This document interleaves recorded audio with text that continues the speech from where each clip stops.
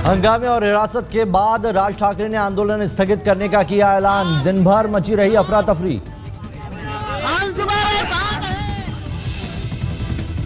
हिरासत से छूटने के बाद राज ठाकरे ने कहा, मुख्यमंत्री ने मुलाकात के लिए दिया है न्योता। टोल टैक्स के खिलाफ था रास्ता रोको आंदोलन। एमएनएस कार्यकर्ताओं पर जबरन दुकानें बंद कराने का आरोप। तमाम टोल नाकों पर एमएनएस कार्यकर्ता करते रहे हंगामा। भारी तादाद में पुलिस की हुई तैनाती। थाने के पास डोंबिवली में भी जुटे थे कई कार्यकर्ता। कुछ घंटे तक पूरी तरह था बंद।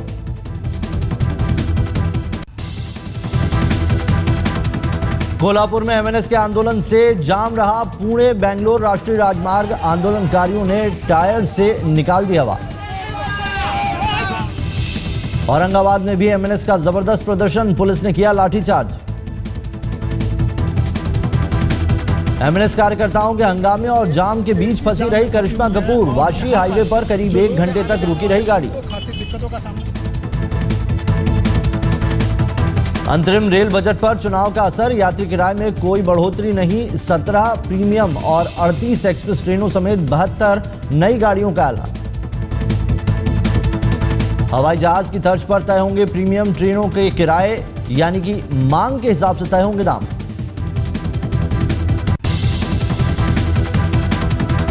मुंबई से प्रीमियम ट्रेनें हावड़ा और पटना के लिए चलेंगी। मुंबई से हफ्ते में 1 या 2 बार चलेंगी प्रीमियम ट्रेन। समाजसेवी मेधा पाटकर को लोकसभा सीट का टिकट देने के लिए तैयार आम आदमी पार्टी। कहा, अगर बतौर निर्दलीय चुनाव लड़ेंगी मेधा तो भी देंगे समर्थन। नर्मदा बचाओ आंदोलन की नेता मेधा पाटकर ने आम आदमी पार्टी ज्वाइन नहीं की है, पर पार्टी को अपना समर्थन दिया है। सूत्रों के मुताबिक उत्तर पूर्व मुंबई लोकसभा सीट से चुनाव लड़ सकती हैं मेधा। इस क्षेत्र के बड़े हिस्से में है स्लम। कांग्रेस एनसीपी 23 फरवरी से महाराष्ट्र में चुनाव प्रचार शुरू करेंगे। आने वाले लोकसभा चुनाव के लिए दोनों पार्टियां कर चुकी है गठबंधन।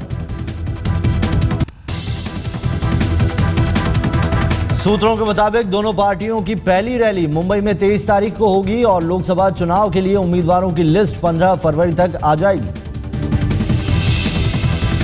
शेयर बाजार में तेजी का माहौल। सेंसेक्स 85 अंकों की तेजी के साथ 20,448.49 पर हुआ बंद। निफ्टी ने भी लगाई छलांग। 21 अंक ऊपर उठकर 6,084 पर हुआ बंद।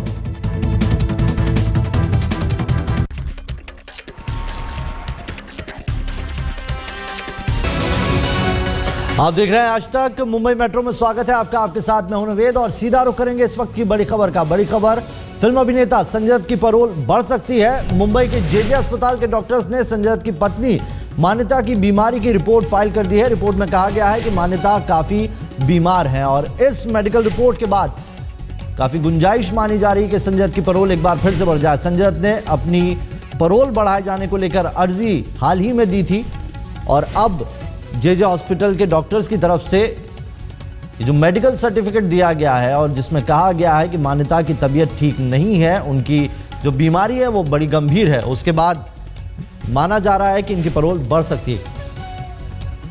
और इस खबर पर ज्यादा जानकारी के साथ साहिल जोशी हमारे संवाददाता जुड़ गए। साहिल, इस मेडिकल रिपोर्ट के बाद कितनी गुंजाइश है कि संजय दत्त को पैरोल मिल जाए और अगर मिलती है तो कब तक की, कितनी दिनों की मिल सकती है?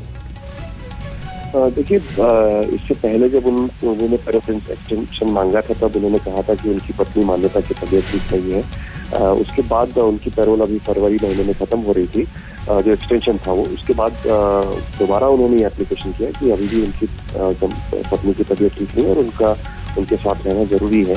उस पर महाराष्ट्र सरकार की तरफ से जेजे हॉस्पिटल की तरफ से 3 डॉक्टर्स का एक पैनल बनाया गया। उन्होंने मान्यता का कल उनके घर में चेकअप किया और उसके बाद अपनी रिपोर्ट लोकल पुलिस स्टेशन को सबमिट किए, जिसमें उन्होंने कहा है कि मान्यता की जो बीमारी है वो कंफर्म की है और जिसके बाद अब पुलिस ये रिपोर्ट आगे पुणे में डिविजनल कमिश्नर के पास जेल अधिकारियों के थ्रू बढ़ाएगी और उसके बाद डिविजनल कमिश्नर उस पर फैसला लेंगे। लेकिन उनकी जो अर्जी है उसको उससे बढ़ावा मिलेगा जो जेजे हॉस्पिटल के रिपोर्ट दी है और 1 महीने की और एक्सटेंशन उनको शायद मिल सकती है।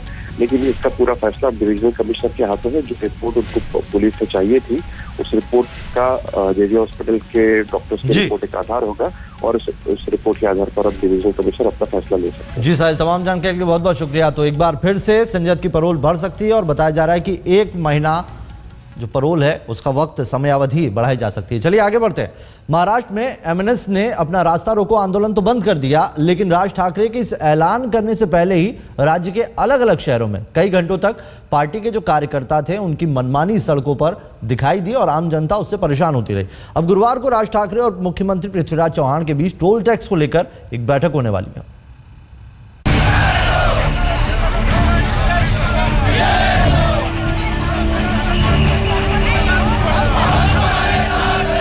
बुधवार को कुछ घंटों के लिए महाराष्ट्र के अलग अलग इलाकों में यूं ही हंगामा बरपा रहा। टोल टैक्स के खिलाफ महाराष्ट्र नवनिर्माण सेना के रास्ता रोको आंदोलन के नाम पर एमएनएस के कार्यकर्ताओं ने सड़कों पर यूं ही उत्पात मचाया। सबूत के तौर पर पेश हैं ये तस्वीरें।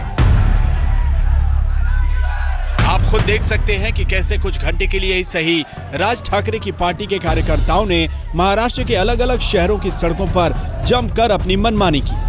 राजधानी मुंबई भी इनकी आफत से परेशान रही। नासिक से लेकर औरंगाबाद में एमएनएस के लोग रास्ता रोकते रहे। भले ही कुछ घंटों के बाद राज ठाकरे ने आंदोलन स्थगित करने का ऐलान कर दिया।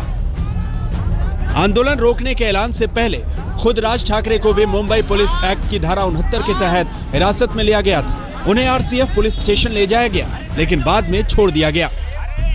मुख्यमंत्र्यांचा फोन आला होता आणि त्याप्रमाणे उद्या सकाळी 9 वाजता सह्याद्रीवरती त्यांनी बैठक बोलवलेली आहे आणि त्या बैठकीला आम्ही जाऊ, आमचं म्हणणं सगळं मांडू आणि पुढे बघू किती दिवसात ते काय गोष्टींचा निर्णय करतात। ते लोकांना त्रास देणं हा काही आमचा उद्देश नव्हता, तर सरकारला ही गोष्ट कळणं हा आमचा उद्देश होता आणि त्याप्रमाणे ती गोष्ट झालेली आहे। राज ठाकरे का काफिला सायन चूना भट्टी पर रोकने के बाद उन्हें सीधे लाया गया चेंबूर के आरसीएफ पुलिस स्टेशन में।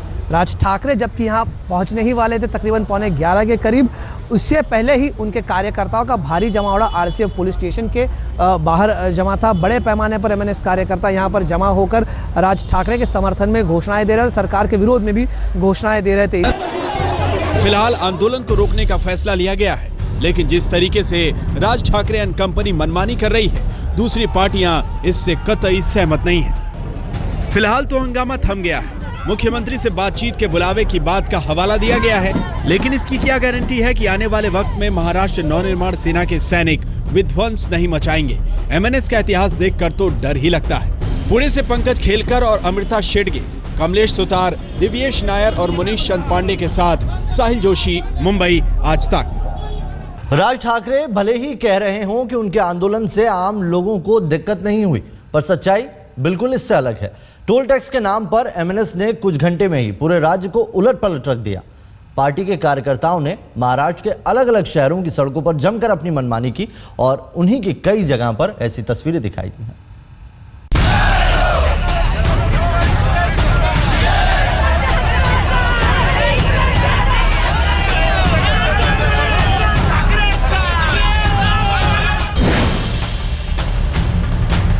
एमएनएस के इस रास्ता रोको आंदोलन का सबसे ज्यादा खामियाजा मुंबई नगरी को उठाना पड़ा।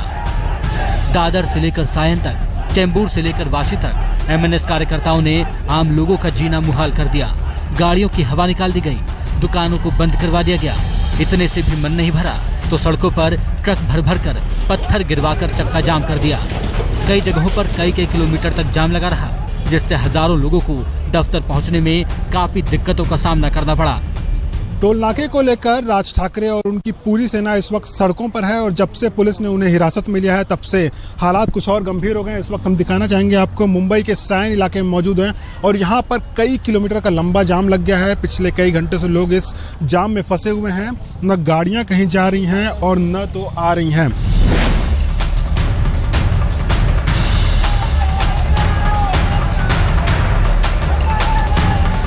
मुंबई से लगे ठाणे में भी प्रदर्शनकारियों ने जमकर हंगामा मचाया। ठाणे में सड़कों पर बुरा हाल था। यहाँ प्रदर्शनकारियों ने सिर्फ गाड़ियों को रोककर जाम लगाने की ही कोशिश नहीं की, बल्कि गाड़ियों को पंचर भी कर दिया गया। इतना ही नहीं, सड़क पर टायरों में आग लगा दी गई और सड़क पर कूड़े की ट्रॉली पलट दी गई ताकि आने जाने का रास्ता जाम हो जाए। रास्ता रोको आंदोलन को देखते हुए यहाँ सुरक्षा के कड़े इंतजाम किए गए थे। तमाम टोल नाकों पर भारी तादाद में पुलिस वाले तैनात थे, लेकिन इन सब के बावजूद यहाँ पर प्रदर्शनकारियों ने जमकर प्रदर्शन किया। गाड़ियों को रोकने की कोशिश की गई। इतना ही नहीं, कई गाड़ियों की हवा भी निकाली गई। तो जैसे कि राज ठाकरे ने कहा था कि पूरे महाराष्ट्र में रास्ता रोको होगा, तो यहाँ पर आप देख सकते हैं पुणे के चांदनी चौक के पास जो वंडर सिटी है वहाँ पर ये रास्ता रोको शुरू है। महाराष्ट्र नवनिर्माण सेना के लोग कार्यकर्ता यहाँ पर जुट गए हैं, पूरा रास्ता रोक दिया है और जो ट्रक्स जो गाड़ियां जाने की कोशिश कर रहे हैं उसके ऊपर पथराव भी किया जा रहा है और गाड़ियों की हवा भी छोड़ी जा रही है।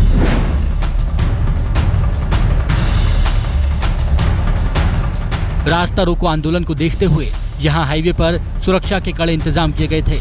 एमएनएस के कई कार्यकर्ताओं को रात में ही हिरासत में ले लिया गया था, लेकिन इसके बावजूद गुरिल्ला वार की तरह एमएनएस के कुछ कार्यकर्ता सड़क के किनारे छिपे हुए थे और मौका देखते ही गाड़ियों को रोककर ट्रैफिक जाम करने की कोशिश कर रहे थे।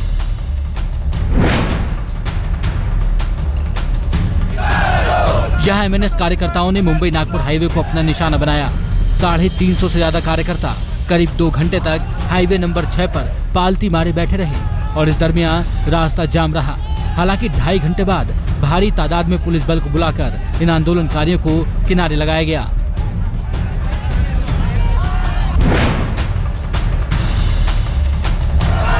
कोल्हापुर में पुणे बेंगलोर हाईवे पर भी एमएनएस के कार्यकर्ताओं ने चक्का जाम कर दिया।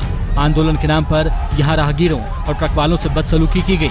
आंदोलनकारियों ने यहां कई गाड़ियों के टायर की हवा निकाल दी, जिससे भारी जाम लग गया। इतना ही नहीं, एमएनएस कार्यकर्ता यहां काफी देर तक बीच सड़क पर बैठे रहे, जिससे आने जाने वालों को खासी दिक्कतों का सामना करना पड़ा।